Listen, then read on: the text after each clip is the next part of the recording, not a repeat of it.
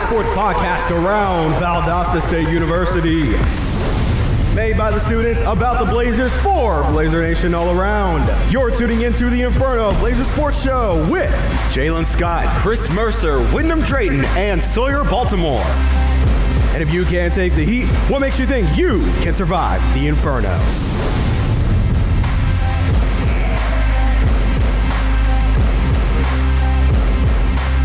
Lakers of five.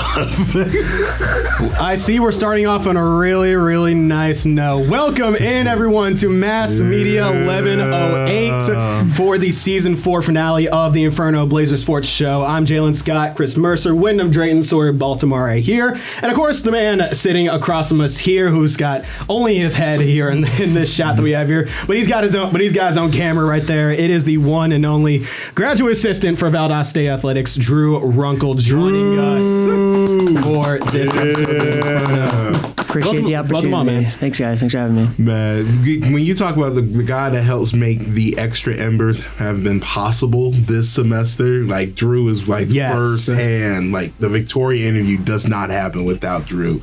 Any of the coaches' extra embers does not happen without Drew. The one with Coach Helfer doesn't happen, and one with Coach Merkerson doesn't happen. Yep, so. None of that happens without him. So Drew, thank you. It's kind of my job. That's what I have to do. So. Yeah, we appreciate you, man. We appreciate you. I'm not going to gatekeep the coaches from everybody. Yeah, we appreciate you, man. Thanks for joining us, man. I appreciate it. Yeah, man. Man, we did it, man. Season four finale, man. Been doing this a minute, bro. And once again, we're gonna have another exodus because 2 out of the 4 of us are graduating. You've already. These two, 3 out of 5 of us. Let me clarify myself there. Yeah, man, it's been a semester. It's been a semester of all time. It's been a year of all time. It has been the year of all time. I forgot, bro. You got the Towers stuff on, man. Bring the tea to the world, bro. We on camera this time. Bring the tea to the world, bro. Yeah. That's right. It's on camera. Bring the tea to the world. Yeah, but we've got a full episode here for you guys, covering nearly all the bases of VSU athletics here in the spring, talking about the Red Hots and cheerleading teams, baseball and softball in the Gulf South Conference tournaments, men's and women's tennis, men's team. Bringing another conference championship to Titletown once again, and we're gonna wrap things up with pretty much how every single one of these season finales ends, which I like to call the moment we make everybody cry. So get your tissues now. Yeah. Sound like Tyrese. What do you want from me? Congratulations.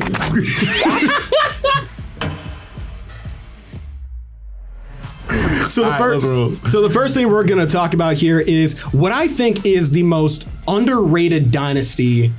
Like, forget all the other sports here for a moment. I want to talk about the Red Hots, our VSU competitive dance team, for what they did in the NCAA and NDA national championships in the National Cheerleaders Association and National Dance Alliance Collegiate Cheer and Dance Championship, winning their 9th.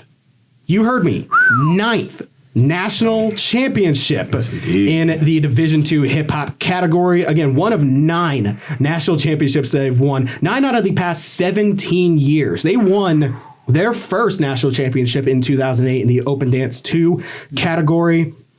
And now here in 2025, they've now added their 9th title with a raw score of 65.74 out of 70 max, no deductions, and a 93.91% perfection rating for a total score of 93.91. And we're 2.5 points ahead of second place Lindenwood University and 7.7 points ahead of third place Gannon University. And another thing to note there is that Lindenwood won the Division II hip hop category last year.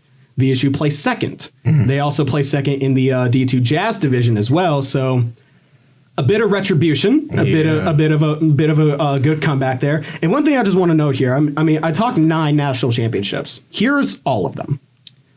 3 consecutive years, 08, 09, 2010. Open Dance 2, won them all. 2019, they won Division II Jazz.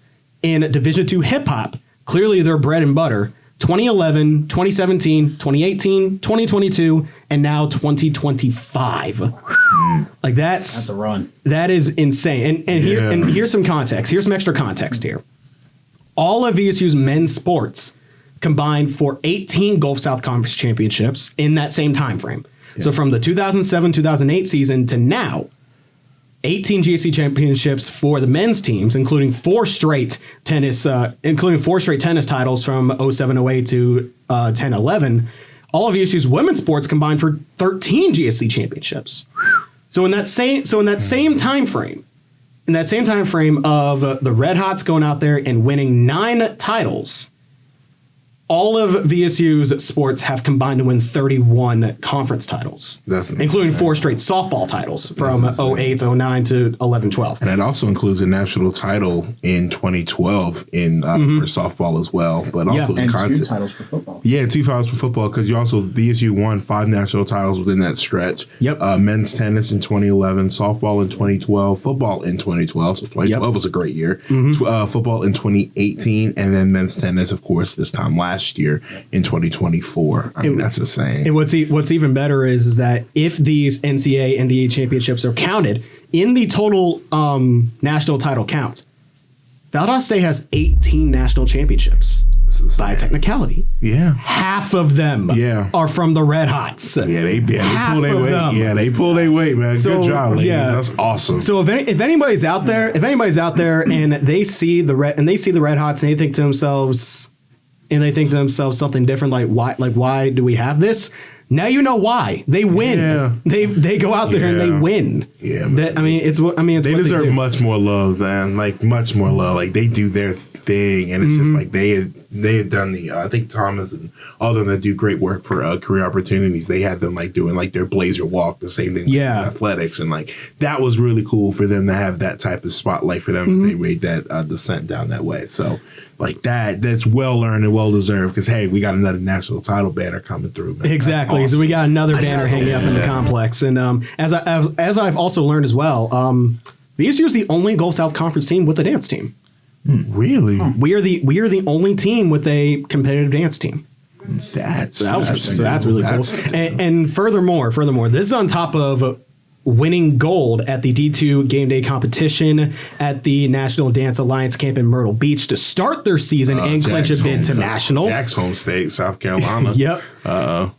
They also won most spirited, most collegiate, and best all-around honors at that camp in Myrtle Beach to start their season. 4 All-Americans this season. I mean, Red Hots have had a hell of an April. Yeah. They've had a hell of a season so far. And I just got to say as well, for their performances during halftimes at basketball games are probably some of the best dance routines I've ever seen. My favorite one is the one they do for Christmas. Oh yeah, absolutely. The Christmas one. It is famous. The high kick. If you haven't seen it during Christmas time, like you're missing. You need to come down and see those, man. Like the Red Hots again are something special. And again, they're bringing more national championships to Titletown. Not to leave out our cheerleaders as well, finishing 4th in the Intermediate All-Girl Division II out of 19 teams with a score of 96.27, which had a 0.25 point reduction, but whatever. And the margins were so incredibly slim for them to potentially win first. So high marks all around. High praise to our Red Hots and our cheerleaders for getting it done at nationals. We're going to move things on over to a sport that Drew knows very, very well, being the PA announcer for baseball. We just wrapped up the regular season, 49 games of regular season baseball. Everybody else did 50, but we had one canceled. Don't add us. Starting last January, the Blazers are returning to Oxford for their 25th appearance in the GSC tournament, looking to win their first title since 2013. And I just got to say, from last year to this year, this team's playing with a different kind of swagger, a different kind of fire to them.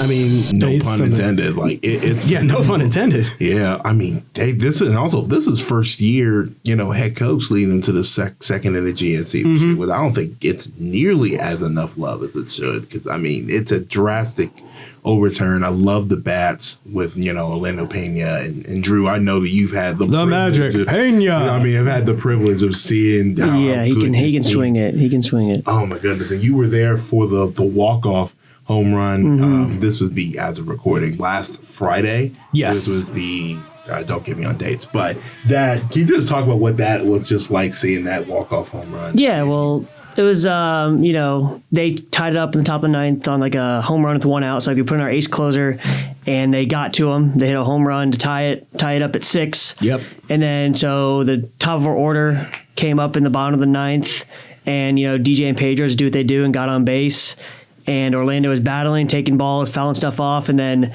he got that pitch. He swung. He hits the ball so high, so the second he hit it, everyone knew it was gone. Like it was just, in deep into as the sun was setting in the back, it just deep into the night sky, and threw his bat, rounded the bases, and like gave love to the crowd afterwards. It was awesome. It was a super fun sight. Oh my god! Oh my! That was senior weekend. Senior weekend, that was awesome. Yeah, it wasn't senior day, but the day before, way to go. I think like a lot of the parents that were like, everyone was there. It was the busiest. It was the highest attended game all year that weekend. So and that environment there as well at Billy Graham Field, and everybody just collectively roaring in applause, and just the way that environment exploded when that ball hit off Pena's bat.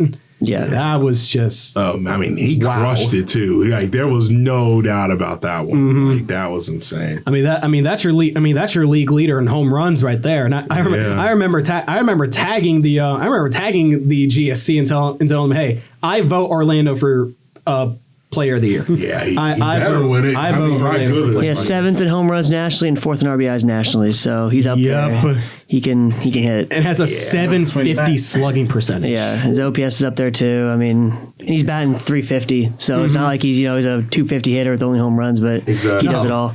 Yeah, he literally does it all. Pena again leading the team on batting average. Yeah, like you can't get better than that. Leading team in batting average at 350, had 20 home runs, leads the league in that, 78 RBIs. Pedro Moreno leading the team with runs with 52, stolen bases with 20. Hunter Booth leads team in innings pitched, 78 and a third, 7 wins, and Ryan Brown, our star closer, leading team ERA 2.17 and 7 saves on the year as well. And another thing as well, the majority of this team's regular players are batting over 300.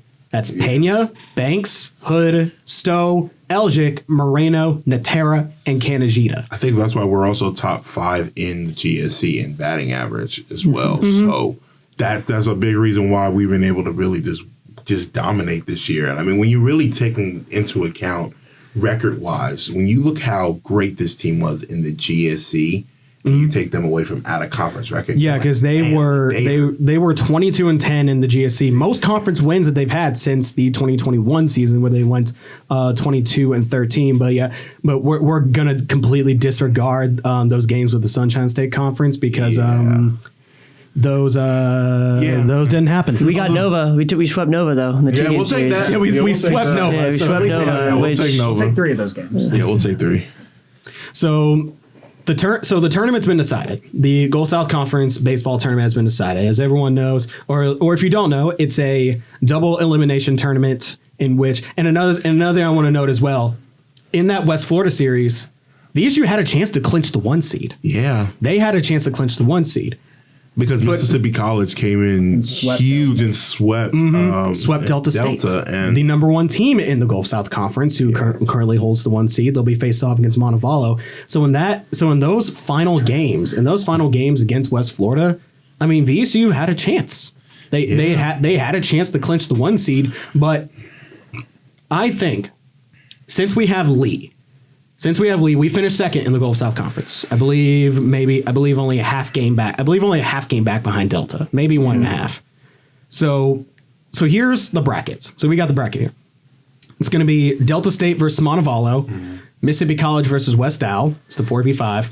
Valdosta State versus Lee is the 2v7, and West Florida versus Trevecca is the 3v6. Which also, I just want to say, Trevecca Nazarene, in a lot of their sports, their first year in the Gulf South Conference, making a good deal of the tournaments. Oh yeah, absolutely. So that's pretty. That's what you want from a newbie at a conference. Because that was like, are you just here? They've had more. I'm pretty sure they have had more success in 1 year than Shorter has had in their entire time here in the conference. But that's Shorter though. That's like picking. That's That's small pickings. We can't be probably. Mississippi College. That's different. Trevecca doesn't have football, which is tough. Yeah, but I digress. But here's the thing. Looking at the bracket here. if we had taken the 1 seed, pushed Delta State down to 2, we would have then faced Montevallo. Now, for context, Montevallo beat us in the 3-game series earlier in the season. Adiel Melendez is a phenom of a pitcher. Yeah. He shut us down. So he would have definitely been their game 1 starter.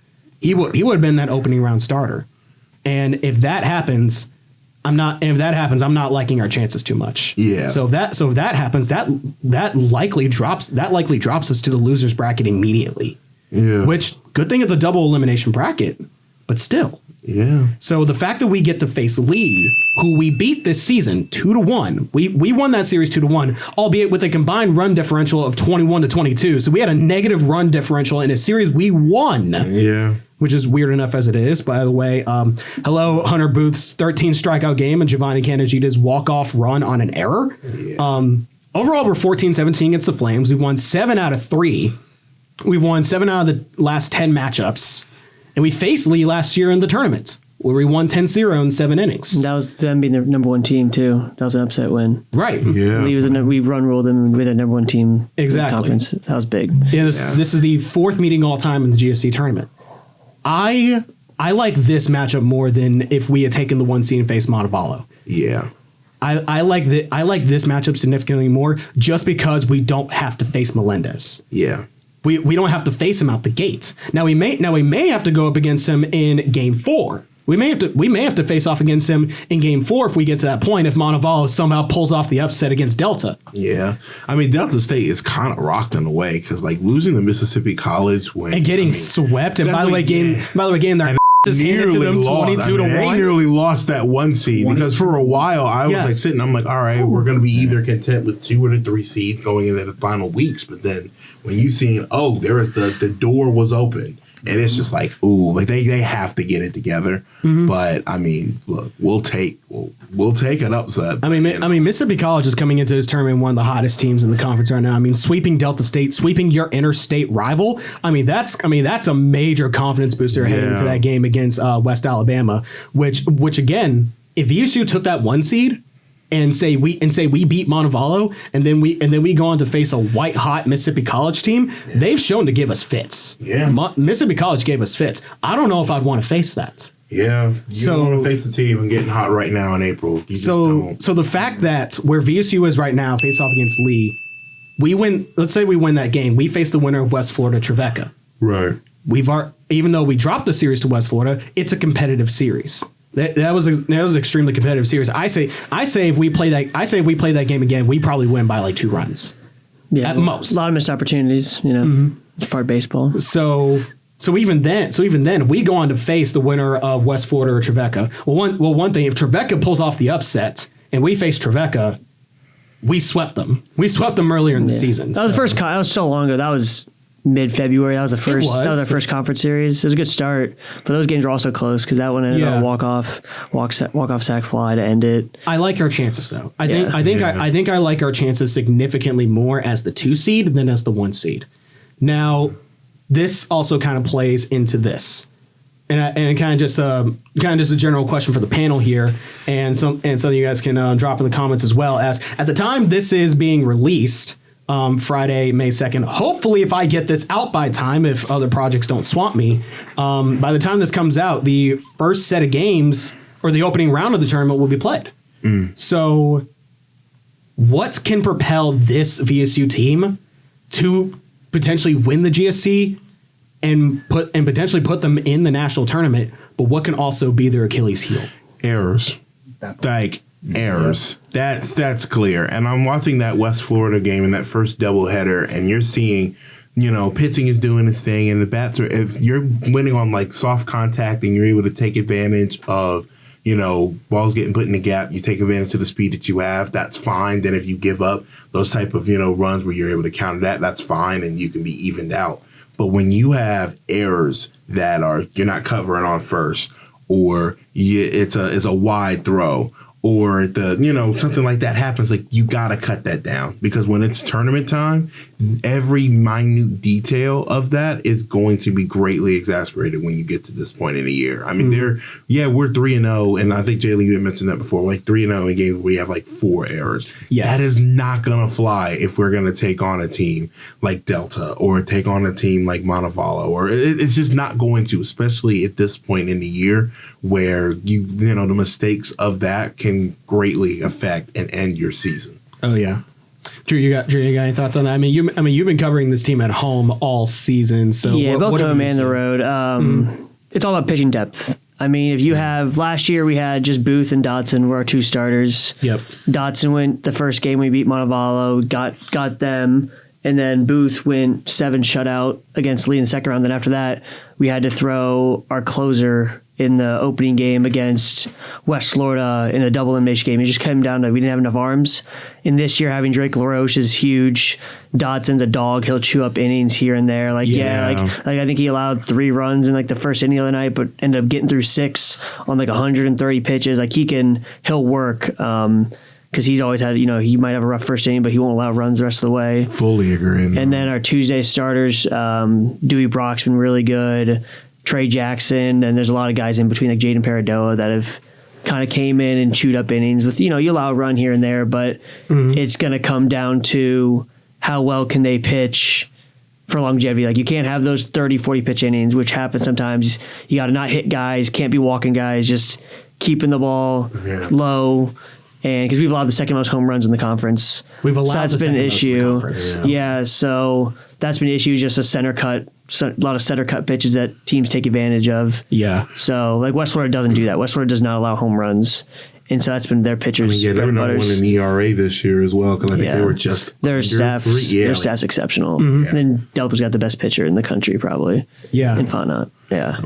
So I mean the fact is if we don't have to face that for potentially all the way to the championship game, I like our odds. Yeah. I love our odds there, especially on the batting side. I mean we can wax poetic about the offensive production all day, but one thing that I really like about this team is their patience. Is their plate patience and their discipline. Yeah, they're not going to be striking out on balls that they can't like. Unless you're Hunter Stowe getting rung up for strike 3 on what was egregious. There were some tough calls over the weekend, but that was egregious. It's hard. Especially when it's that close, like you can't do that. But I will say this though, you had mentioned it because it's like we have pitchers that can eat up innings. How much does, in terms of, inning work when it gets to tournament time and you maybe have a good lead or, you're in a position where you can maybe get off the gas a little bit and you not have to extend your starter? Like, how do you think you really manage that in terms of pitch counts this time of year? I think the other day you got to step on their throat when you can. I mean, if your guys with this, like if you throw Booth on Friday, you're hoping that you can throw him again for the championship. But after that, like once you throw, let's say you win the first game, then you got to probably throw Dottie or Drake the next game. Once they throw, they're probably done. If they pitch on Saturday, they won't be able to pitch again on Monday or Tuesday. Right. So it's got to be, you got to limit it. But like if it's a close game, you gotta keep him in. Like if Booth, when Booth gets rolling, like you can't hit him. Yeah. So if he's dialed in, but if you can see he doesn't have it early, then it might be you gotta pull him quickly and just kind of get your other arms ready. Yeah. Ryan Brown always eats up innings, and he works through those batters quick, so he'll get through pitches and he'll get through innings about 10 or 11 pitches. Probably one of the best closers in the conference. Yeah. He had a rough weekend, but overall he's a tough lefty. West Florida ain't a slouch in the slightest. So I mean, they weren't. It happens. They weren't as much as we want the home team to win every time. Yeah. I mean, West Florida was always going to be a tough customer. I swear, I don't know what it is with West Florida and Jaylan. You mentioned it like almost every time we have a video interview about how much the West Florida and the issue kind of like is that next great rivalry in all of athletics. I've said it again. I've said it before, and I'll say it again. I'll keep saying it until I am blue or red in the face. VSU West Florida is the next evolution of the Red Clay rivalry. I will always see it that way. Yeah. I think I will always see it that way. I think for marketing's sake. So Greg, if you're watching this, VSU West Florida, the next Red Clay rivalry. I mean, because that should be the last year. Come on, because within the last year, West in football, that was a game that decided if the GSC championship game that year, and because West Florida lost, they ended up missing the tournament altogether. They're missing the playoff that year, and then basketball on the women's side of it, like that was a matchup in the first round that pretty much decided each one's season.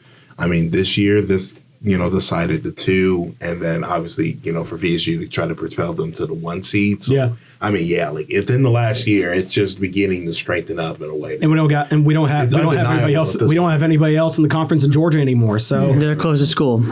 Yeah, exactly. They're closest school. They're the next closest, even though they're in a different time zone. But that's neither here nor there. So I don't understand the time zone in Pensacola. It throws me off. It threw me off as well. Oh my God! We're taking the trip down to the national title game, and I just remember I'm looking at my phone, and I'm like, it's like 2:00. I'm like, it was just 3. We're in Florida. I'm thinking like we're in Texas already, and then I'm looking at and then we go back in Georgia. We're like, why is there Central Time? We're that close, guys. Like, I don't get it. That handle sucks. Oh my God! Everyone is in Central Time Zone in the conference except us and Lee. We're the only ones in Eastern. Oh yeah, you're right. Yeah, we're the only ones. Everyone else is Central, Eastern. so it's just tough. It's really dumb. I mean, it's only an hour, but like still, y'all, like, that was frustrating. I can't stand the Eastern Time Zone. I hate it. I don't like games starting at like 8:30. Well, of course you would. I hate it. You came out of Kansas, okay? Yeah. So that's neither here nor there. But we're gonna switch things on over here to softball, which I gotta say, this softball team has a lot to prove. This softball team has a lot. What? We never did the headlines. Yeah, but I say, like, that's why I was just like, hold on, bro, we never did the headlines. I'm like, You now remind me? yeah, I was trying to like cut you off, but my fault. All right, how about this? All right, hold on. Hey, before we get into softball, y'all, let's get into some hot headlines. Hey, Wyndham, you ready this time? I hope so. So no Blakers this time. This man sound like Kodak. I hope so. Hopefully no Blakers this time. All right, so to begin with, we have some awards. So the Herb and Linda Reinhardt Student Athletes of the Year were Kaya Baker and Takeshi Tako. Yeah. The Female Student Athlete Award went to Jamie Prandine of Blazers Softball. Let's go. The Male Student Athlete of the Year. No, not of the year. It doesn't say of the year. Jaylan, don't beat me up for that. Whatever.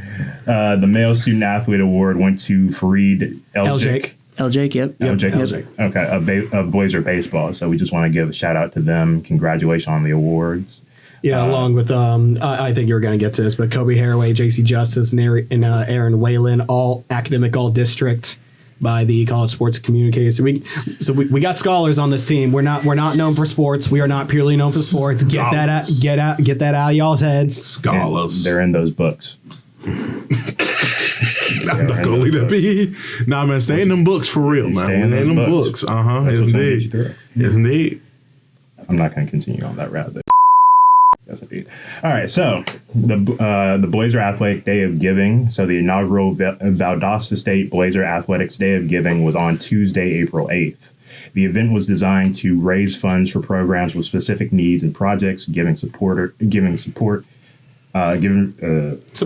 the opportunity to directly impact the future of Blazer athletics. The total amount raised was over $30,000. Yeah, much love, man. That's awesome. That's man. huge. Yes, indeed. Man, everyone that donated, man, that is awesome. Thank y'all so much for the support. That is amazing. 30,000 is nothing. Yeah, without a doubt. Yeah, man, that's phenomenal. Shout out to everybody who donated. Yes, indeed. Yep. Yes, indeed. So moving on to golf. So the men's golf team finished 5th at the GSC Championship. 5 Blazers were part of the top 50 performers at the 39th, 31st, and 3 tied for 14. Yep, 14th overall. 14th overall. Yep. In Southeast regional, super regional. I think you missed the first top of that. Blazers men golf senior Chase Long qualified. He qualified as an individual for the NCAA Southeast Super Regional with Alex Nealon also earning all GSC second team honors. So we got an individual heading out to the Southeast Super Regional. So congratulations, Chase. Yeah, absolutely. Just missed it. Just missed the tournament. Yeah, just missed it. But great season golf, and good luck to Toughest region in the country. Yeah. I don't doubt that. It's so tough down here. Absolutely. We could say the same thing about tennis, which we will get to eventually. Yeah, we'll get there. I'll take over to the next one. Blazers in the NFL. Harlan Hill finalist and All-American 2024 GSC Offensive Player of the Year, Sammy Edwards, has earned a rookie minicamp invite from the New York Football Giants. How many more quarterbacks do they want to try and develop? Listen, but you know what? As a fan of a division rival, and especially as an Eagle fan, and I mean, I don't say this lightly to the Giants, please give him a great opportunity. Because, I mean, Sammy balled out this year. Yes. I mean, 34 touchdowns, 2 interceptions on the year, 25-3 as a starter here. Top 10 in multiple stat categories here at VSU. Yep, top 5 in touchdowns and top 4 in touchdowns and top 5 in yards in VSU history as well. Of course, led us to the national championship game in 2024. Congratulations, because I think, once again, it does not read enough to going from Division II with an opportunity to play at the highest level of competition in the NFL. Yeah, which speaking of phenomenal. Which speaking of, actually, it reminds me of one of Minnesota State Mankato's linemen also got a mini camp invite to the Colts. Yeah, I want to say it was to the Colts. So and then Zabrowski went to the Chiefs. Zach Zabrowski is with the Chiefs. Yeah, but awesome. There you man. go. But Sammy is, I mean, well deserved and well earned. Even as a fan of the division rival, I cannot say I am rooting for him, especially at this level. Even us, me and Jaylan, of course, he's a Cowboy fan, unfortunately. Yep. And Unfortunately. it is unfortunate. You can always switch sides. Green would look great on you. Why did we draft 2 running backs? What are we doing? It's okay. It's okay. It could be worse. You could be a Chiefs fan. I'm not a Chiefs fan. Oh, thank God. Just root for him. Thank God. All right. Cool. So what's the last one we got? All right. And then we have a broken record. So freshman Nick Waddell, excuse me. You're good. Tongue-tied. Stuff like that. You can't be doing that, bro. I know. Go ahead. So, Nick Waddell broke the VSU record for the 3,000 meter race with a time of 8:55.54. Yep. So, and that dethrones the record that was previously Bryson House with the record in 2022 of 8:55.771. So even though it was less than a second, less than a fifth of a second, I mean, you miss it. That's what cross country is all about. He's only a freshman, so pretty good track here for him. Setting records as a freshman. So sets you up for a long time. But shout out to Nick. Shout out to Nick Waddell. Shout out to our cross country teams getting things done out there on the track. But now we're going to move things on over to softball, heading to the other diamond there at the little baseball softball complex. So we got Billy Grant. Now we're moving on to Steele's Diamond. And for this Blazer softball team. All right, so major editor's note here. This softball section is massively outdated due to the late release of this episode and us not knowing when the softball tournament actually started. Unfortunately, VSU would lose both games against Alabama Huntsville and Trevecca Nazarene, ending their season. So this segment will be very abridged and very roughly cut and sound very off due to deleting and editing a lot of dated content in this section. We apologize for how this turned out. And I believe they've got something to prove. They've got something to prove here in this Gulf South Conference tournament, as they made it in as the 5th seed. So they made it in comfortably. This Blazer team made it in comfortably. They got to face off against Alabama Huntsville in the first round. Then they got to take on the winner of Auburn Montgomery Trevecca.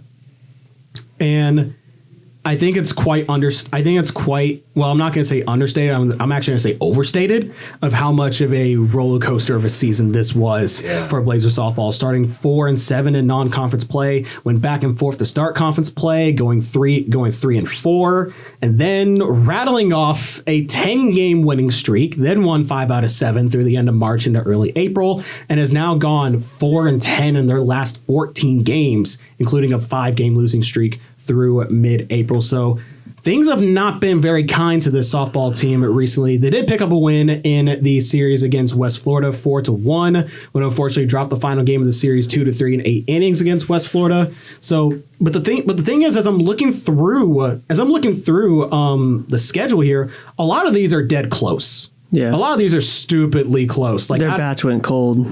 Bats went cold. Out of the past 6 games, their biggest score differential was a 14-10 win over Christian Brothers.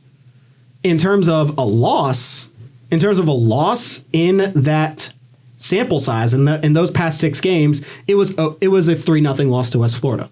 Now if you're to back up an extra game, then the margin moves on to a 13-1 loss to Lee. But that's neither here nor there. Which speaking of Lee, they didn't even make the tournament.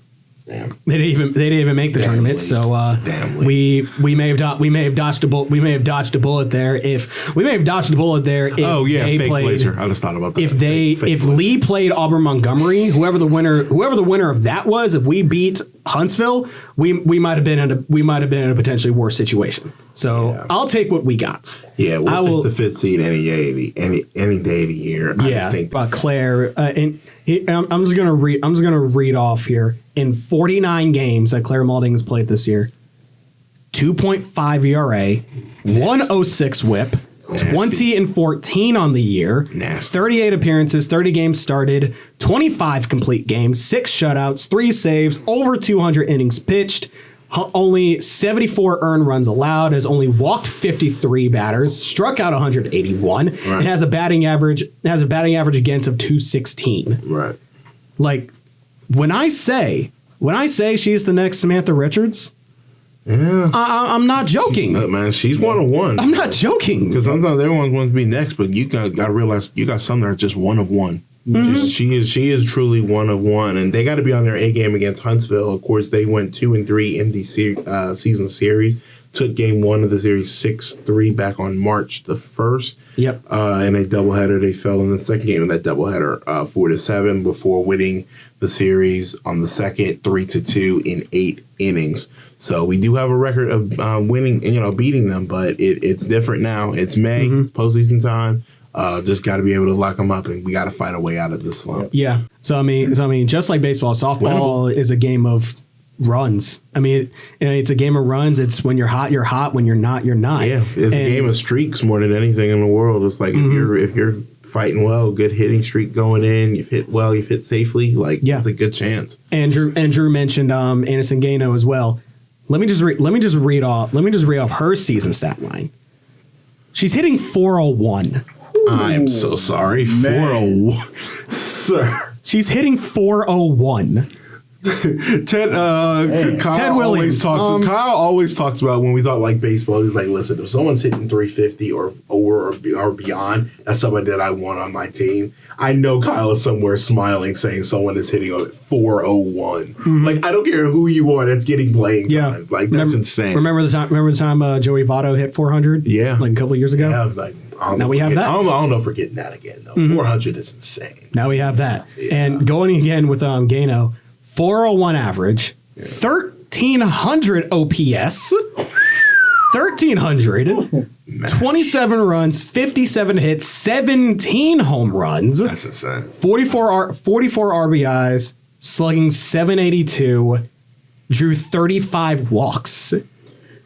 No, I don't know if anybody wants to pitch. How many strikeouts does she have? How many strikeouts? 10. Yeah. Oh my! Wow, that's insane. That's insane. Also, when you look at it, when you're doing, and also she's first, and she plays, handling it down at first. Like you were, yeah. Like I mean, that's when you're out there. A 401 average is phenomenal. When you're able to hit with contact and with power. And OPS is over 1/3. That's insane. She's third all time in the GSC in home runs now too. Well, there you go. Wow. So I think it's third. Wow. And also, she has an on base. Her on base percentage is .527. She's literally getting on base 50% of the time. Yeah, like it's a given. Great discipline. Again, only 10 strikeouts. It's a given. Like that is something a coach's dream. Like, oh my gosh, you're just under double digits in strike. Come on now, like you can't do much. Again, it's Coach Macera's devil magic. Yeah, Coach Macera has devil magic. Look, man, 20th year, works. Second all time in GSC history. Wow. Oh, there you go. So who's first? It's someone she's not passing. I know that. Okay. All right. Yeah. I know it's someone she's not passing, from what I was told. But the thing is with this team as well. I mean they are quite well rounded, especially on. I also especially want to say on the base pass, as this team is 46 of 53 on stolen bases, right. And you can imagine where half of those attempts have come from. Yeah. Sailor McNerney, Yeah. she's 23 of 24. For context, Pedro Moreno is 20 of 30. Yeah. That's insane. That's insane. I don't care who you are. If you're stealing 23 of 24, you're doing something good for your team. Yeah, you're doing well. You only get caught once. You're doing something good for your team. Although alternatively, the strikeout total is not looking too good. McNerney is 38 on the year. As a team, just going over the majority of their regular bats. Mm-hmm. Gano's the only one. Gano and Prandine are the only ones who have under 15 strikeouts. Everyone else has 17. There's a lot of good pitchers in this league. Yeah, there's some great pitchers, but like also there has been many of games this year where the pitching for us has been great, and it's just the bats have just went cold, and it's just like you're sitting there, and it's just like, man, these are winnable games. It isn't like I think there was like one point in the Georgia Southwestern game. I think at some point Embry-Riddle was the one I'm thinking of. Yeah, they had like at least 2 runs come across, and they hadn't like registered a hit yet. Yeah, I remember Barfield was pitching that second game, and which also I gotta say, by the way, I mean when I watched Barfield pitch, like she goes out there and she riles herself up and throws with such conviction that she is just releasing all her anger. And to be fully honest, with how that second game against Embry-Riddle went, the fact that she was on the verge of a no-hit loss, I'd be mad too. Yeah, I sat there and I'd be mad too. I'm like, you gotta be kidding me. I'm like, y'all, the bats come alive. Like she is dealing, because I think she had given up a walk.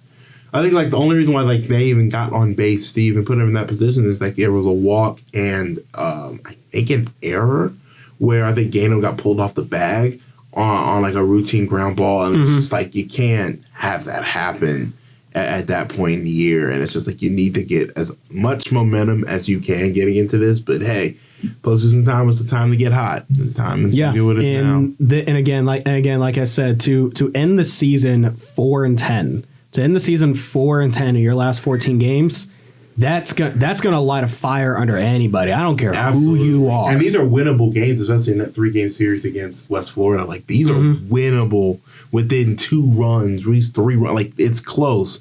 So I think like they're on the verge of a breakout, and I'm excited to see what they can do. Yeah, make a little run. Absolutely, they got to face the winner of Montgomery Trevecca, which I gotta say as well. Even though we lost the series against Montgomery. We should have swept them probably. I think we could have. Probably should have swept I think we absolutely could. But if you boil it down to just one game, let's remind us again. That first game against Montgomery was a 1-0 win. Yeah, it was a 1-0 win. We talked about it on the show. Where, I mean, the pitching was it was expert. Like I mean, it was a complete game. It was a complete game by Malding. Yep. It was 7 innings pitched, 4 hits, 4 hits, 1 strikeout, shutout. Yeah. So we play that game again. If we play that game again and it's a single game, I think we are put in a better position. I agree. I think we're put. We can compete with the best of the G. Well, softball is once you throw your arm, it's not like they're done. Like in baseball, when you throw your best arm, he's done for a few days. Claire can go pitch every single day if they need her to. Like and I didn't realize Richards did as well necessarily in softball until I can't remember what game it was, but I know we faced. I think it was Nova Southeast. It was somebody from the Sunshine. It was Nova Southeastern where they started their pitcher in back-to-back games. Her first game she was lights out, and her second game she got shelled. The problem is like she was fine up until they got to like the 5th or the 6th when the run started coming in, and like I'm looking to their best. I'm like, Coach, are you not gonna go get her? Because like it was like a 7-2 game going into like the either the top of the fifth, or the bottom of the fifth, and I'm just sitting here, and that's when bases had gotten loaded, and then at a certain point, I think Abbeville had a home run in the bottom of the sixth to give them the win. I was just like, what's going on? Like, that's when I'm like, man, like their arms are, they can expand. So I mean, I'm excited to see what they can do coming up down in Oxford. They're making their 19th consecutive. Making the GSC tournament for their 19th consecutive season. Yeah. So they've made the GSC tournament almost every year. Coach Massera's been here. Coach Massera wins. He's a winner. Again, devil magic. He's a win. I swear, it's devil magic. Yeah. I don't know how he does it. I mean, he keeps doing it. That's just a model of a great coach. That's just a great model of a great coach. I don't know how he does it. Because we talked about that with like Helfer winning. It's just like, I think 10 or 11 years of at least 20 wins or more. Yep. And then you're looking at this 19 appearances and he's been here 20 years. Like, he's a winner. That's just that's all that it comes down to. Like, that's a great coaching that you look at. They deal with hurricane stuff. Their softball field got destroyed. Well, that's what I was thinking earlier. The reason why the start of the year was like weird because their first 15 games were on the road. So they usually start off down there in Alabama at Gulf Shores, but like I know Massera's working his butt off on the field, just getting it ready. Like he like redirt it all, and a bunch of different work had to be done. So how we're gonna wrap this segment up? Both the GSC baseball championship and the softball championship will be available on Flow College to watch all those games. No shame, no plug. I'm just telling you exactly where you can find those games. Please don't call me a shill. Please don't.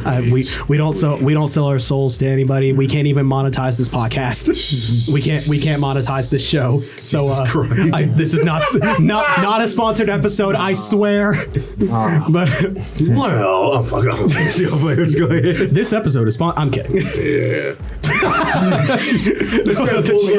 Please, but like I guess the prices right. Listen to this. So with that being said, we're going to take a quick break and get back here with some tennis talk with Sawyer here. But on that note, this is the Valdosta State Sport.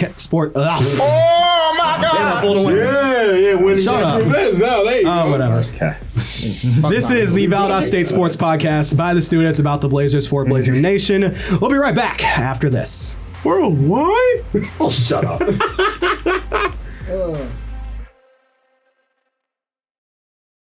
Hey there. Suppose you want to hear more hot headlines, scorching stories, and humorous but informative commentary on all things Blazer athletics? How about subscribing to the show, following us on Instagram at the Inferno BSS, or checking out our website at www.sites.google.com/view/the Inferno BSS so that you never miss out on any episode of the Inferno wherever you get your podcasts. You're listening to the Inferno Blazer Sports Show, the sports podcast by the students about the Blazers for Blazer Nation all around. And now, back to the show. Welcome back to the Inferno Blazers Sports Show. Sawyer, it's time to talk about some tennis, man. We got some more gold coming out here. Yes, we do. A three-peat. Men's tennis won the Three-peat! Hey, hold up. Threes up? Yes, sir. But yes, men's tennis team back-to-back Gulf South Conference championships. A really good run through the tournament. A 4-0 sweep of Christian Brothers, the 8 seed in the first round. A 4-0 sweep of Mississippi College, 4 seed in the second round. And then finally, their second win of the year over the number 1 ranked team in the country, number 2 seed. In Almost a sweep, but we still won. Almost a sweep. It was 3-0 whenever West Florida finally got on the board, but a 4-1 win over West Florida to seal what has just been a great season. 20-0 on the year. 36-match win streak dating back to the final 16 matches of last year where they won the national title. And now South Regional's coming up. And we were talking a little bit about this before the episode started, what the regional will probably look like. We are most likely the number 1 seed, probably locked up. We got to be. I would freaking hope so. And then also in our regional, we probably will have St. Leo, Florida Southern, since they beat St. Leo in the tournament. Yep. And then Spring Hill likely will jump from that 10 spot into the 8 spot since they won their conference tournament. And then the other regional, RIP Mississippi College. RIP y'all's Mississippi tournament College, chances. Right there on the 8 seed. They're right there on the end of it. But since losing in the semifinals with Spring Hill winning, they're probably going to get knocked right out. And then the other regional, probably West Florida, should host. Barry be the 3. And then probably going to have Lee in there at the 6. And then Embry-Riddle at the 7. if Florida Southern ends up jumping every riddle. I think one thing I also want to note here in the men's tennis team's past 10 matches, I was just counting it up there. They have only given up 8 points. Yeah. In their past 10 games, That's which includes Columbus State, Mississippi College, Auburn Montgomery, West Dow, number 11 Florida Southern, number 28 Embry-Riddle, number 28 Georgia College, Christian Brothers, Mississippi College, and still at the time of this recording, number 1 West Florida according to the IT. I don't understand what more. The Blazers had an undefeated regular season, if memory serves me correctly. Won the conference, beat them to win the conference twice. Yeah, it's all computers. Yeah, because West Florida had they put in the ITA Cup. Another example of a case of saying, man, back in my day, back in my day, back in my day, listen, the BCS was better. I liked it when the computers determined who won. Hey, Jack, calm down. Then calm down, Jack. Look at their last 6 matches. Nah, that would be Jack low-key lay Jack, but you just be like, see, man, that's how you're supposed to do it. And then call them, well, that's how you're supposed to do it. Like back in the good old days when Florida was something like, bro, sit down, Tim Tebow. Goddamn. It's been 10 years, buddy. Calm down. 15, which is crazy. Yeah, this tennis team is on a great run, and they're going to continue that run into the regional tournament, I'm sure.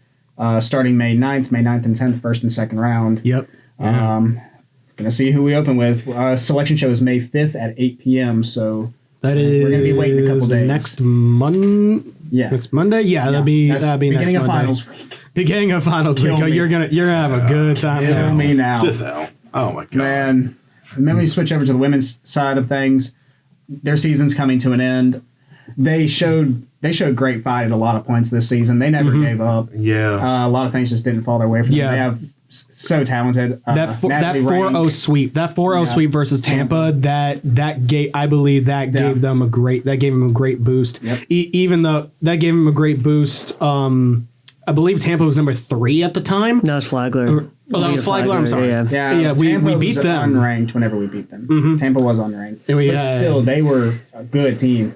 And then you see we fought against some other ranked teams at the end. Number 5 Embry-Riddle, a 1-4 loss there. And then number 36, Georgia College, a 3-4 loss. That was only playing with 5 girls, too. So you just gave up a point for singles and ended up winning doubles. But so injuries are tough this year. Yeah, and then they lost to eventual Gulf South Conference champions Mississippi College, who won their first ever Gulf South Conference championship in women's tennis, defeating number 1 seed West Alabama for that. But we fell to them. Serves them right. Conference tournament. Yeah, serves them right. That's going to be the at least we lost to the eventual champion. Yes. At least we have that. Yep. At least we have that. But I mean, also Christian Brothers. Yeah, we're not Christian Brothers. We're not Christian Brothers. We're not. Don't put us in the same comparison of Christian Brothers. We're not Christian. That's why I said we're not them. We're not Christian Brothers. No, we are not that. Christian Brothers. Oh no. That's the word. It's so crazy. How you gonna have the best rebounder in the GSC and not even make the tournament? That part. No, it's so crazy to me how in the women's tennis championships for the Gulf South, you only need 1 win really to get in. You just don't have to be last. Yeah, because there's only 9. Yeah, there's only 9 teams. Don't be last. They couldn't do that. But listen, okay, here's the funny part. Delta State was 1-16. Again, what is a statesman? But go ahead. 1-16 on the year. Delta State was. They got into the conference tournament, right? Because they beat their only win of the year was against Christian Brothers. Nasty. Their only win. That's why I gotta see if this was a sweep. Let me see if this was a sweep real quick. I also just if want to it know was here. a sweep, like Christian Brothers, it's time for y'all to wrap. I also got to know these thoughts and opinions are not representative of the university. This is just this not representative of the university. This is not representative of Drew, who actually works with the athletic department. We don't represent the department. Yeah, hang on, let me see. No, it represents Wyndham Drake. 1-16. Delta State. Let's see where they at. So we're looking at Delta State's women's tennis. Oh no, it was 4-3. It was a 4-3. Oh God, it was a sweep. I'm about to say Jesus. Close one. Man, that was like the anchorman. That would have been bad. That's a close one. Like, bro, let's Jesus Christ. You know Christian Brothers wants that one back, man, because Christian Brothers had 5 wins on the year. which is more than Delta. Oh, really? Yeah, they had 5 regular. They had 5 other They're all wins. non-con. But just 0-8 yeah. on conference. Yeah. You go 0-8 in the conference, and it's just wow. So okay. so the exact opposite of what our baseball team had this season. Yeah, pretty much. Nasty work. That's Oh insane. my god. But yeah, so that kind of covers most I love how of the Christian Brothers is now the punching bag, like how Shorter was the punching Yeah, Shorter's gone. So all right, Christian Brothers, your time has come. Yeah. You're up. You're up on Go the ahead and list. step up to the plate for me. Yep. Yeah. So that being said, that kind of covers all the major Blazer athletics. So that's gonna wrap it up. I'm kidding. Yeah. I'm kidding. We have another segment or two that we want to do here. The main one being, what is your most favorite Blazer athletics moment of this season? We're gonna go around the table this one. I'll kick us off here. And this year of Blazer athletics in both the fall and the winter and the spring has been phenomenal. This is probably generational year. Generational year. The 2024-25 campaigns. This has just been fantastic for Honestly, all of if you our want to sports. go you go from like 24 for me, like from last year 24 to now, like, oh my god, like you're talking about the back end of the women's team being as great as they were that year. Then tennis winning a national title right before Reinhardt retires. And then oh my god, that's a crazy that's a lot to cover, but that's the 23-24 year. Yeah. I'm talking specifically 24-25. Yeah, that's and I have 3.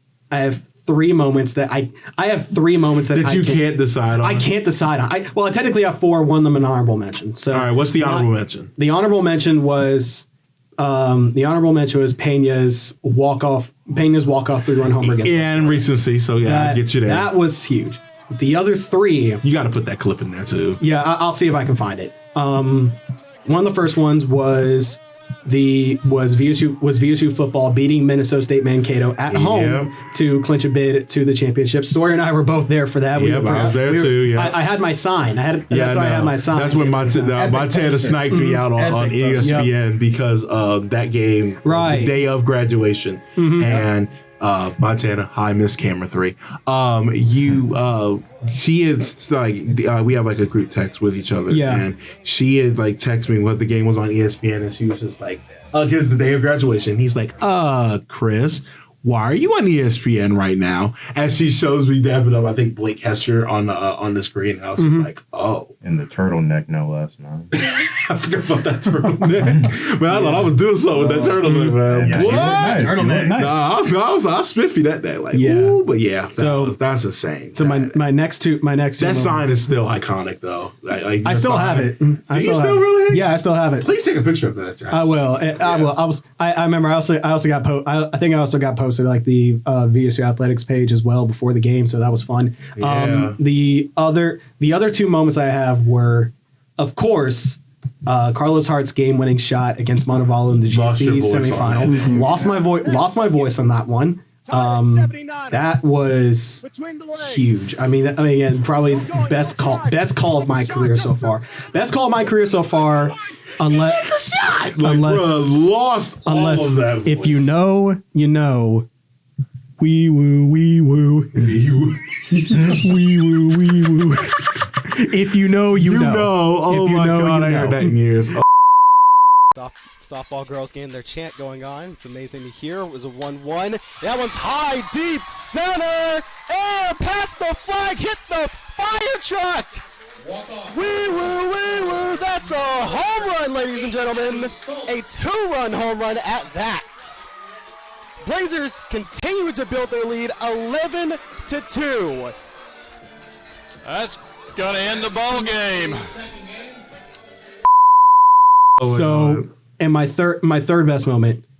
This may come as a slight surprise, but it also involves one of my calls.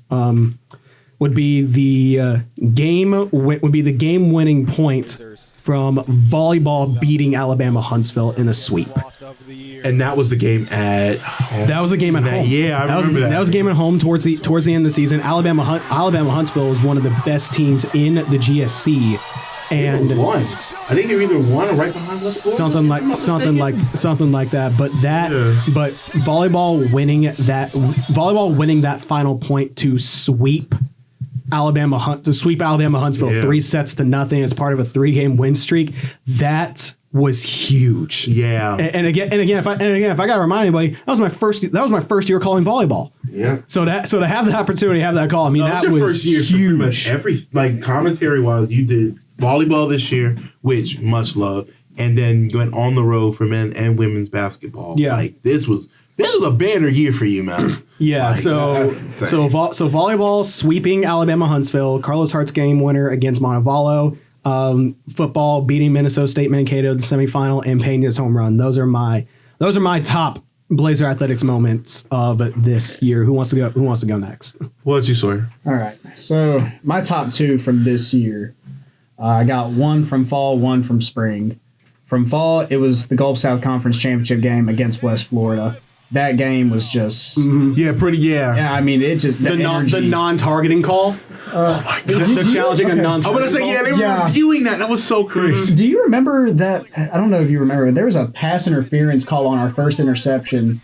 I do remember that. Where the guy in the corner literally just like grazed his shoulder, and they were like, "Aha!" Yes. Yeah, and then didn't he get an interception right back that game too? Yeah, I remember that. Yeah, man, that game, the energy in that game was just insane. It was phenomenal. Both defenses came to play. And also because again, we mentioned it before. The winner of that game, for VSU, fighting for an unbeaten regular season, first outright GSC title, I think since 2019 at that point. Yes, and then that would have also for them to officially connect to GSC, obviously. But then for West Florida, they were fighting to get in. Yeah, if they didn't win that game, they were out. They were out because they were 7-3 going in. Yeah, and I do remember when the quarterback had I can't remember his name, Marcus Stokes. Yep, Stokes had run into the end zone and they were down 21-0 at this point. Keep that in mind. Blows a kiss to the Red Hot. Bro blows a kiss. Bro, I just remember. I think it was Milo Harris because she's a mass media alum. She was like, "You look at the score, scoreboard, scoreboard." Because they didn't score until the fourth quarter. They didn't. They didn't. You're absolutely right.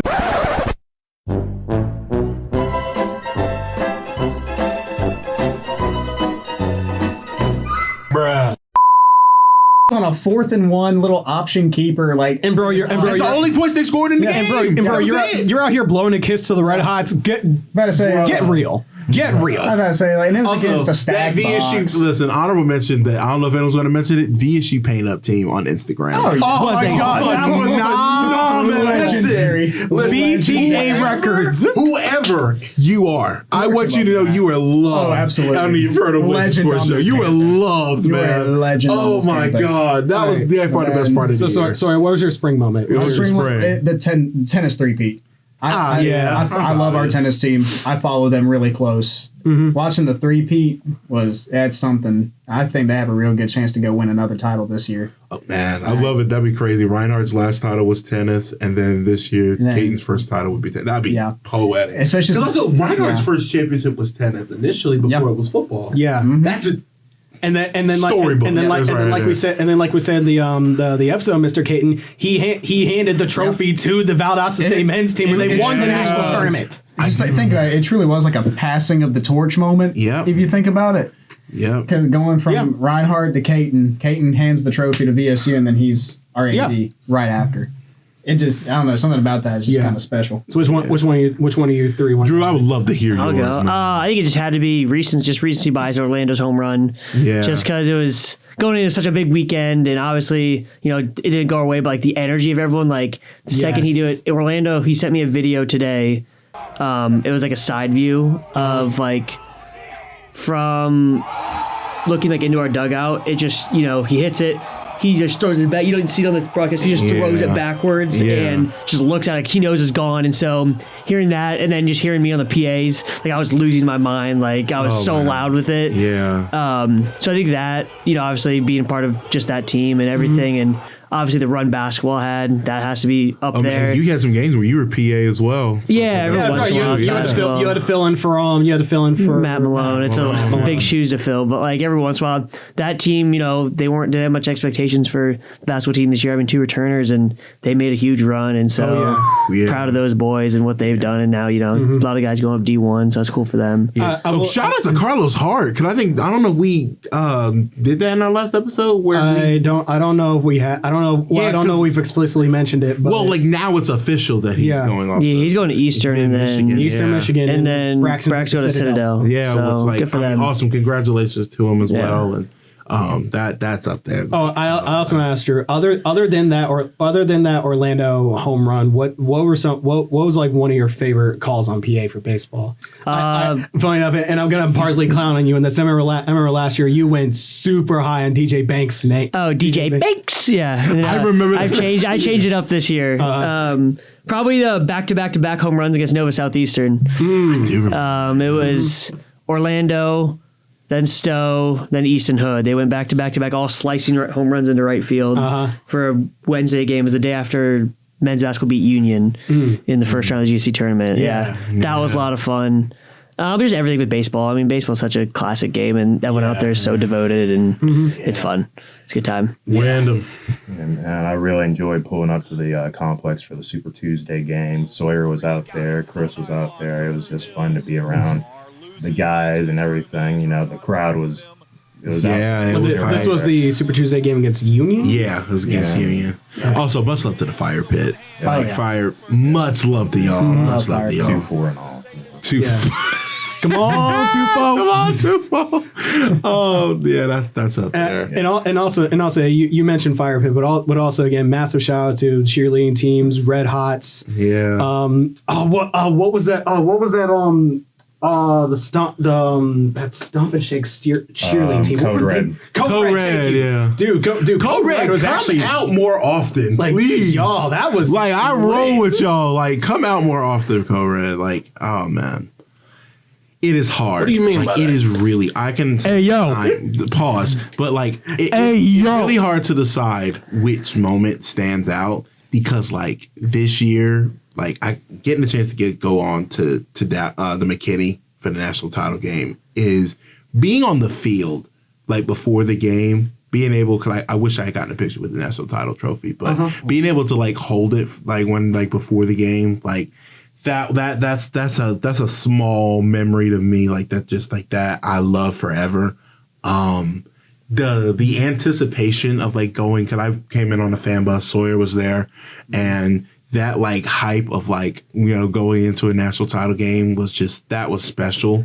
Being able to call basketball this year for the at home this year is like, I'll get into it when I get into the thank yous, but like Spencer giving me that opportunity was just awesome, and I appreciate that. Like I think the game against Delta was fun. I think I caught the back end of Alabama Huntsville game for basketball on the men's side. I had caught that late. That was a battle. Like that was up there. Obviously, up there as well is of course the obviously West Florida game as well for football.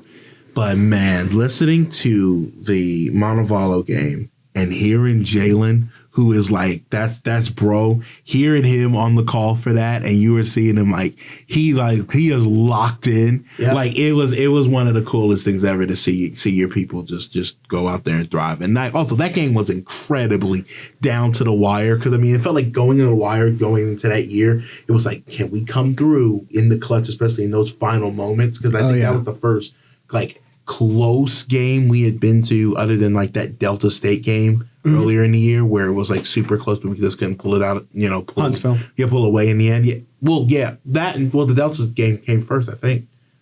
Yeah, Delta was before Huntsville. Yeah, the road Delta game. Yeah, the road Delta game. Yeah. It's just that game, just that comes to mind. So like that those are some of the memories that I really take into it. And then again, that's not even accounting for all the times like I'm watching. Oh, there's one that comes up. Yeah, it's a blowout, but I don't care.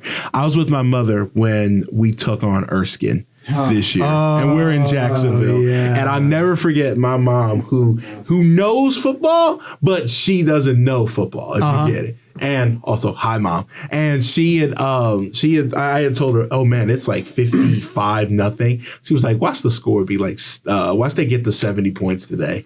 And we're at the restaurant because we're in Jacksonville Beach. And I just look at my phone. I'm like, oh my God, it's 73-0. Oh my God. And she was just like, I told you. Like stuff like that. Like it's just like that comes to mind as well. So that's one of my favorite moments. And to also just kind of recap as well, just looking at all the major sports here, just going over again, we call this like a generational year of Blazer athletics. Let me just put it like this. Baseball second in the Gulf South Conference. Basketball men's basketball made it to the NCAA tournament. Cross country doing what they do, obviously. Football, GSC outright champion, made it to the national title game. Tennis undefeated regular season, locked for the NCAA tournament. Women's basketball had themselves a pretty great year despite all the turnover. Yeah. Cheerleading and Red Hots, 4th in nationals and another national title. Cross country again doing what they do. Soccer beating Mississippi College for the first time in program history. Yeah, that was huge. Yeah. Softball 19th consecutive GSC appearance, GSC tournament appearance. Yep. Tennis making the most out of their opportunities and making it to the GSC tournament despite all they've faced and all the injuries they faced. Volleyball, probably their best season under Coach Zuha. Yeah. So far. I mean, when we say this is a generational year for Blazer athletics, even though some people only want to focus on the trophies and the tournaments, you also got to recognize that for a lot of sports, they don't have this big continued success across all of their sports. Like, this is a rarity. Yeah. I know people want to talk about, how many national championships you got, how many conference titles do you have? Yeah. Let me remind you again, back at the top of this episode, since 2008, VSU has 31 conference titles. That's insane. 31 across men's and women's sports. Men had 18, women had 13. The Red Hots had 9 national championships. Yeah. Other sports had 9. Every other sport has 9, so technically 18 total. Yeah. But to have the year that all of our Blazer athletics did, even if it doesn't result in another trophy being put in the complex, dude. But we'll take another trophy in the complex. We'll take a couple more trophies in the complex. Tennis is already bringing us 2. Tennis is already bringing us 2. They're already in the office. They're already sitting in the office. Sitting pretty. So yes, indeed. So to have this kind of success like this is, you know what? Just insert any word here that is a synonym for unprecedented. Yeah. And you can run with it. Yeah. So this is now the moment. And like I said at the beginning of the episode, if you don't got your tissues, get them now, because we're probably gonna make all cry. What more do you want from me? Oh my god. So this is usually the segment. This is the season 4 finale where we go around to all of our guys that are graduating, and just want to see if you guys have any final words for the Inferno. I know. Wyndham and Sawyer, this is only your guys' first semester here on the Inferno. Drew, obviously your first episode ever here on the show. We appreciate you, Drew. But I don't know. I don't care which one of you guys wants to start, but do you guys have any? Sawyer, you'll have first. You guys have any final messages for the Inferno, for VSU, for you guys walk across the stage and first of all, congratulations to y'all of this in general as well. Just getting that type of opportunity, man, and finishing this up, man. So congrats to all y'all, man. Absolutely. So you want to go first? Yeah, I'll go first. Just want to say thank y'all for having me on the show. It's been a lot of fun. It's been a great time hanging out with y'all, talking sports. One of my favorite things to do anyway. May as well do something with it. So yeah, it was a great ride. And then, as for just final words for VSU, like, this place has been home for the last 4 years. It's been a huge part of my life. So met a lot of people here, met a lot of great people, made some great memories. 2 national title games. They were blowout losses, but 2 national title games. Not everybody gets to experience that. Shoot, to be able to go to one. Exactly. Yeah. To be able to go to both of them, and it was a great time. So this place will always hold a special place in my heart. Absolutely. And VSU athletics will always hold a spot too. Mm-hmm. It'll always be the red and black. Yep. Yes, indeed. Go ahead, Wyndham. Drew, Wyndham. Or Drew, Drew Wyndham. Sure, I'll go. I came down here, being from Central Illinois and going to college in Kansas, and so I never really heard about VSU until I was offered to come down here. So bet on myself. Came down here. My boss, Kit Streif, was fantastic. He showed me all the ropes of being an SID in college athletics, which is not easy to do. Oh, no. A lot of behind-the-scenes work, but, it's paid off. Getting the opportunity to just kind of continue my dream and what I want to do in life. So it's been great working D2 in one of the top programs in the nation. That's been so much fun. Being able to travel down for tennis and go down to that national championship and get to see those guys, all their hard work pay off, and lift that trophy. That was a blast. And working with all these other programs and all these different student athletes and coaches, like they're all great. And just the people here have been fantastic, and I've enjoyed every bit of it. Yeah, absolutely. Go Wyndham. I just want to say I'm very thankful for it all. I'm thankful for you guys even giving me the opportunity to do this, speak on the mic, even though that arguably I shouldn't be. Just helping out. Hey, we allow Jack to get a mic. We can allow for you. I love you, Jack. I'm playing with you, man. Go ahead. Just being able to help out a little bit. I was behind the scenes for a couple of the extra embers. It was just a great experience all around, and for Valdosta in the greater community, I'm just so thankful. From 2021 to now in 2025, I've grown as a person, as a friend, as a brother, as a student, hopefully. Ain't that the truth? Ain't that the truth? Yeah. The one word I'd leave Valdosta State with is gratitude and everything. I'm very thankful for everything. Yeah, absolutely. Chris, I know you've been through and done this already, but I mean, well, yeah, I didn't give a proper goodbye because I knew I was coming back in the spring. But this is kind of it.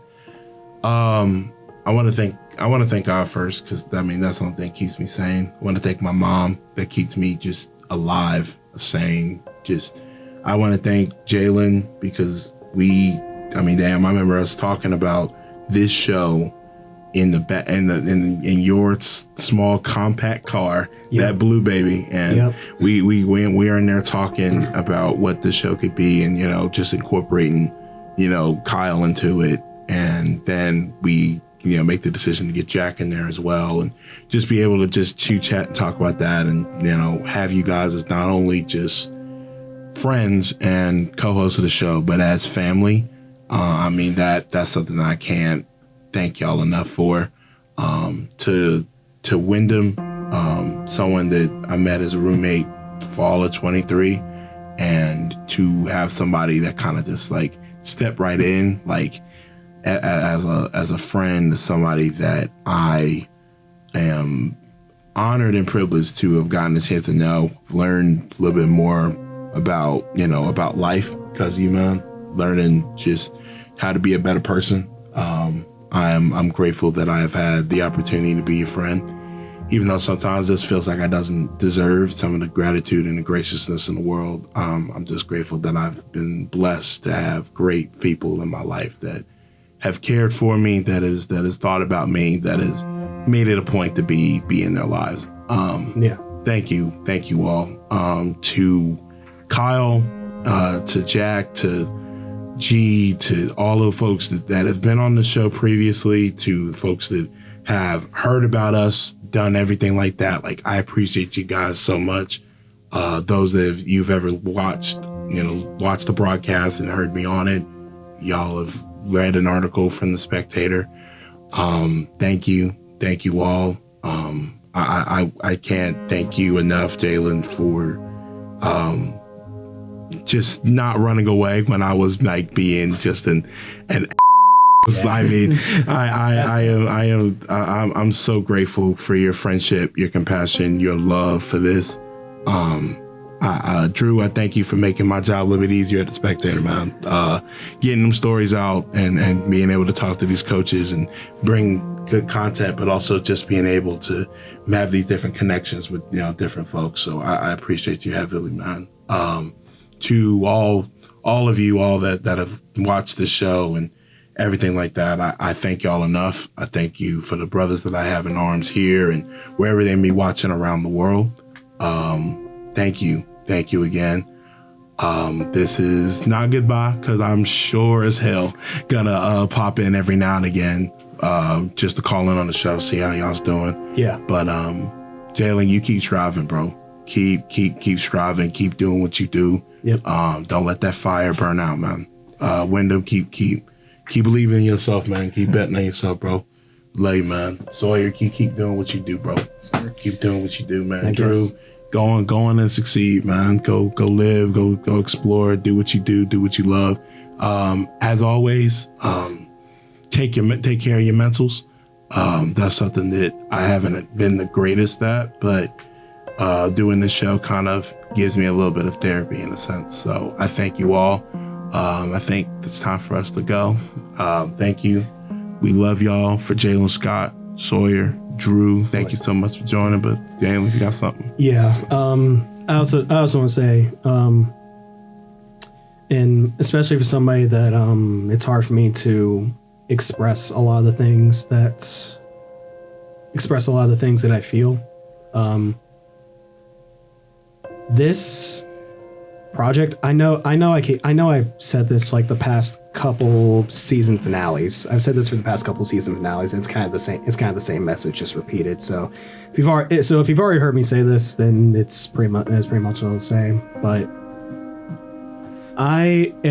much like what Drew talked about of taking a bet on yourself, I felt like I did the same. I feel like I did the same coming down here. I mean, I had opportunities. Some I earned, others were granted, and I try not to take those lightly. So I've always kind of had this mindset of knowing that my work was going to lead me somewhere. I just don't know where it is. I just don't know where it's going to take me. And the fact that this show has gone on for now 2 full academic years. 2 full academic years, 4 semesters, and I've been able to take all the, and you guys know this extremely well. With the way I process things, there's a lot going on up here.